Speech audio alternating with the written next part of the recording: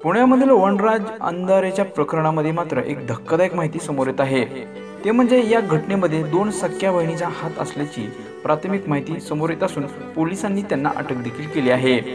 कारण की पुण्यात पुन्हा एकदा हा एक धक्कादायक प्रकार घडला असून रविवारी रात्री पुण्याच्या एका माजी नगरसेवकावर गोळ्या घालून त्यांची हत्या करण्यात आली।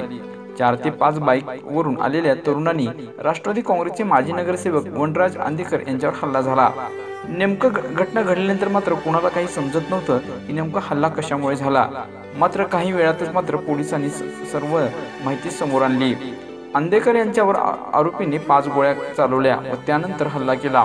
घटनेची माहिती मिळताच पोलीस हे घटनास्थळी धाव घेऊन तपास सुरू केला। या प्रकरणात आतापर्यंत 4 मुख्य आरोपींना अटक करण्यात आली असून दरम्यान भर चौकात सगळा प्रकार घडल्याने नागरिकांमध्ये भीतीचं वातावरण पसरलं आहे। कारण की या प्रकरणी 4 जणांना अटक करण्यात आली असून कौटुंबिक आणि वर्चस्वाच्या वादातून वनराज अंधेकर यांना संपवण्यात आलं।